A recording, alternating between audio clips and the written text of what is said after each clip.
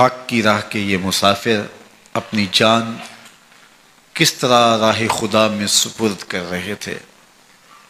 اہل کوفہ سہمے ہوئے، ڈرے ہوئے ابن زیاد کے دربار میں بیٹھے تھے، اور امام حسین رضی اللہ تعالی عنہ کے قتل کا، ان کی شہادت کا انہیں دکھ تو تھا، لیکن ان کے اندر ہمت، طاقت اور توانائی نہیں تھی۔ ان کی تلواریں یزید کے ساتھ رہیں اور دل امام حسین رضی اللہ تعالی عنہ کے ساتھ رکھنے کی بات کرتے تھے۔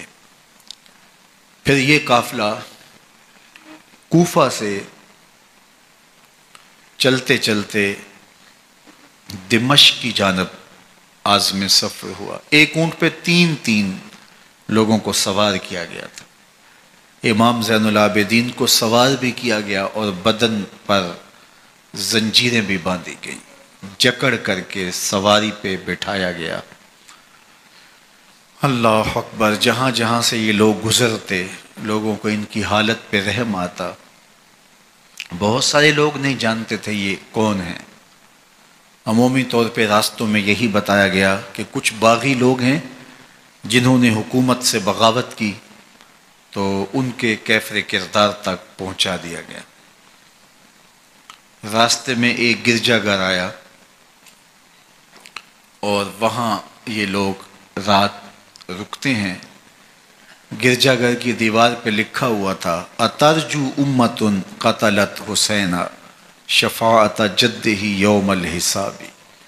کیا وہ امت جنہوں نے حسین ابن علی کو شہید کیا، قیامت کے دن انہی کے نانے سے شفاعت مانگیں گے؟ کس منہ سے شفاعت طلب کریں گے؟ اسی حسین ابن علی کے نانا سے، جن کے بیٹے کو، جن کے شہزادے کو، نواسے کو ان لوگوں نے شہید کیا۔ جب یہ تقدس مآب قافلہ دمشق پہنچا تو راستے میں ایک شخص قرآن مجید کی تلاوت کر رہا تھا۔ اپنے مکان کی چھت پہ بیٹھ کے تلاوت کر رہا تھا، اور یہ قافلہ اس طرح سے گزر رہا تھا کہ شہیدوں کے کٹے ہوئے سر نیزوں کی نوک پہ تھے، اور عصمت شیار خواتین اور امام زین العابدین اونٹوں پہ بندھے ہوئے تھے۔ تو پڑھنے والا تلاوت کر رہا تھا کہ کہف اور رقیم یہ ہماری نشانیوں میں سے بڑی عجیب نشانیاں ہیں۔ تو جب وہ پڑھ رہا تھا تو سر حسین سے آواز آئی: یا تالی القرآن، اے قرآن پڑھنے والا، اصحاب کہف سے زیادہ عجیب قتلی و حملی، میرا قتل کرنا اور نیزے کی نوک پہ چڑھایا جانا ہے۔ یہ قافلہ یزید کے دربار میں پہنچتا ہے۔ یزید بہت خوش ہوا اور اس نے حضرت امام زین العابدین رضی اللہ تعالیٰ عنہ سے کہا کہ تمہارے باپ نے میری حکومت کے خلاف بغاوت کی اور وہ اپنے انجام کو پہنچے۔ تو آپ نے جواب میں قرآن مجید کی آیات کی تلاوت کی اور اہل بیت کے مناقب اور فضائل بیان کیے۔ سیدہ زینب سلام اللہ علیہا کا ایک خطبہ اہل بیت کی عظمت، مناقب اور فضائل میں یزید کے دربار میں اپنی انوکھی اور البیلی شان رکھتا ہے۔ یزید پہلے تو خوش ہوا، لیکن جب اس نے لوگوں کے چہرے دیکھے تو وہ پریشان ہو گیا۔ حتیٰ کہ یزید کے دربار میں ایک عیسائی سفیر آیا ہوا تھا، تو اس نے جب کٹے ہوئے سر دیکھے اور خستہ حال سادات کی شہزادیوں کو دیکھا تو اس نے کہا یہ کون لوگ ہیں؟ تو اسے بتایا گیا، تو اس نے بڑے تاسف کا اظہار کیا، کہا کتنے بد نصیب لوگ ہو، ہمارے پاس حضرت عیسیٰ علیہ السلام کے گدھے کا کھر موجود ہے اور ہم اسے بھی عزت کی جگہ پہ رکھے ہوئے ہیں، اور تم کتنے بدبخت ہو، اپنے رسول کے نواسے کو شہید کر دیا۔ بے مروت بے وفا تیرا بھی کیا افسانہ ہے، جس نے اپنی ہی شمع کو گل کیا تو وہ پروانہ ہے۔ تو یزید نے جب لوگوں کے تیور دیکھے اور بدلتے ہوئے حالات دیکھے تو اس نے تاسف کا اظہار کیا اور کہا اللہ برا کرے ابن زیاد کا، وہ امام حسین کو میرے تک پہنچنے دیتا تو میں ان سے اچھا معاملہ کر لیتا۔ کچھ لوگ اس سے یزید کو بری الذمہ قرار دینے کی کوشش کرتے ہیں، لیکن یزید کے اپنے حکم سے سب کچھ ہوا۔ ابن اسیر نے لکھا ہے کہ جب یزید مرا تو ابن زیاد دمشق آ رہا تھا، اس کے ساتھ مسافر بن شریح بھی تھا، تو اچانک وہ کچھ سوچنے لگا۔ تو مسافر بن شریح نے کہا کہ ابن زیاد میں تمہیں بتاؤں تم کیا سوچ رہے ہو؟ کہا بتاؤ۔ کہا تم یہ سوچ رہے ہو کہ میں نے نواسہ رسول کو شہید کیوں کیا؟ تو کہنے لگا کہ یہ مجھے یزید کا حکم تھا، اور اگر میں نواسہ رسول کو شہید نہ کرتا تو وہ مجھے قتل کر دیتا۔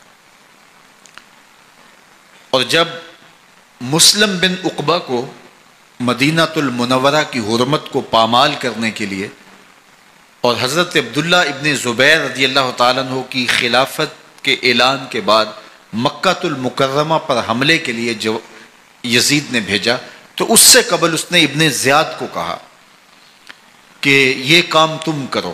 تو ابن زیاد نے جو جواب دیا وہ یہ تھا کہ میں تمہارے کہنے پہ پہلے ہی نواسہ رسول کو شہید کر چکا ہوں، اب نواسہ رسول کو شہید کرنا اور کعبۃ اللہ کی حرمت کو پامال کرنا، یہ دو چیزیں میں جمع نہیں کروں گا، اور اس نے بادشاہ کے حکم کا انکار کر دیا۔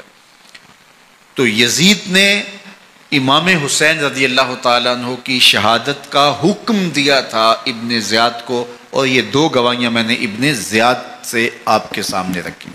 باقی اس کا یہ سیاسی پینترا کہ وہ تعصب کا اظہار کرے، تو قاتل کی پشیمانی مقتول کی اہمیت تو بڑھا سکتی ہے، لیکن قاتل کے دامن سے قتل کا داغ نہیں دھو سکتی۔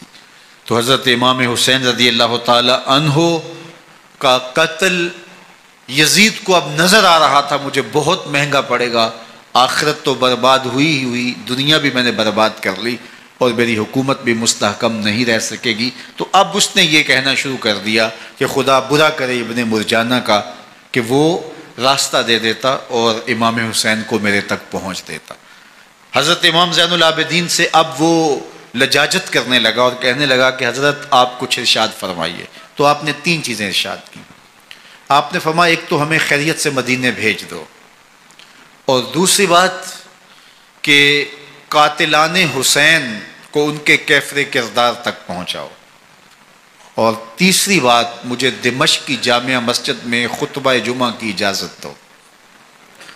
اس نے کہا کہ خطبہ جمعہ کی اجازت بھی دیتا ہوں، آپ کو خیریت سے مدینہ المنورہ بھی روانہ کر دیا جائے گا، لیکن قاتلان حسین کو کیفر کردار تک پہنچانا یہ میرے بس میں نہیں ہے، یہ ممکن نہیں ہے۔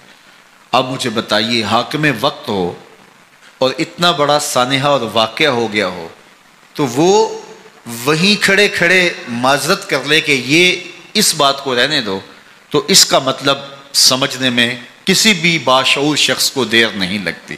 اسے چاہیے تھا کہ وہ کہتا کہ میں اس کی تحقیق کروا کے جو بھی مجرم ہے وہ کیفر کردار تک پہنچے گا، اور آپ نہ بھی کہتے تو یہ میں کرتا چونکہ میں حاکم وقت ہوں۔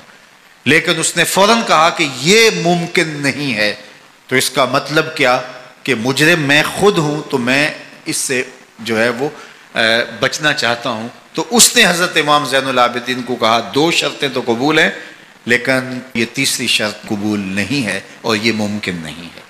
تو یہ واضح اس بات کا اشارہ ہے کہ یزید کے حکم سے، اس کی منشا سے اور اس کے کہنے سے حضرت امام کو شہید کیا گیا، اور اس نے حضرت امام حسین رضی اللہ تعالی عنہ کے مبارک لبوں پر چھڑیاں بھی ماری اور آپ کے دانتوں پر ضربیں لگائیں چھڑیوں کی. وہ تو ایک صحابی وہاں موجود تھے جو کھڑے ہو گئے. انہوں نے کہا ارفع ھذا القدیب عن ھاتین الشفتین، ان ہونٹوں سے چھڑی ہٹا لے، میں نے ان آنکھوں سے رسول اللہ کو یہ ہونٹ چومتے ہوئے دیکھا ہے. جس طرح ابن زیاد کے دربار میں ہوا تو یہاں بھی ہوا. اللہ اکبر. تو یزید اپنے تئیں خوش تھا، لیکن لوگوں کے احتجاج کی سکت نہیں لا سکتا تھا کہ نواسہ رسول کو شہید کر دیا گیا.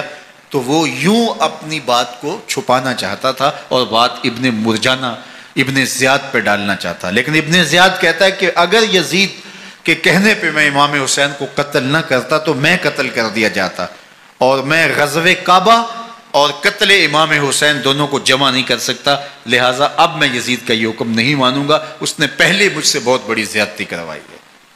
یہ تاریخ کی معتبر کتابوں کے اندر موجود ہے.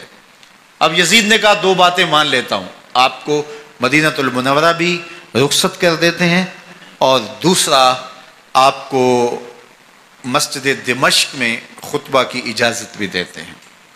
اللہ اکبر. یہ وقتی تصرف تھا اس کا، ورنہ یہ کون ہے اجازت دینے والا؟ ممبر تو حسین ابن علی کے نانے کا ہے. خیر مسجد دمشق میں گئے، لوگوں کا ہجوم تھا. حضرت امام زین العابدین ممبر پہ جلوہ فراز ہوئے. خطابت تو ان کے گھر کی لونڈی ہے. تو جب آپ نے کھڑے ہو کر کے خطبہ دیا اور فضائل و مناقب اہل بیت بیان کیے، لوگوں کے سینوں کے اندر آتش محبت اہل بیت کی جوش مارنے لگی. یزید ڈر گیا کہ اگر کچھ دیر خطبہ جاری رہا تو کہیں ایسا نہ ہو کہ لوگ میرے خلاف اٹھ کھڑے ہوں. تو اس نے مؤذن کو اشارہ کیا اور وہ اذان دینے لگا. تو اس نے کہا اللہ اکبر اللہ اکبر. تو حضرت امام زین العابدین نے کہا اس میں کوئی شک نہیں کہ اللہ سب سے بڑا ہے. پھر کہا اشہد اللہ الہ الا اللہ. تو امام زین العابدین نے فرمایا کہ ہم نے اس بات کی اپنے خون سے گواہی دی ہے کہ اللہ کے علاوہ کوئی معبود نہیں ہے. پھر اس نے کہا اشہد ان محمد رسول اللہ. تو حضرت امام زین العابدین نے یزید کی آنکھوں میں آنکھیں ڈال کے کہا یزید دیکھ، اذان میں تیرے نانے کا نام ہے یا میرے نانے کا نام ہے؟ تو حسین ابن علی رضی اللہ تعالیٰ عنہ کا نام کبھی بھی مٹنے والا نہ زیاد کا وہ ستم رہا، نہ یزید کی رہی وہ جفا، رہا تو نام حسین جسے زندہ رکھتی ہے کرم.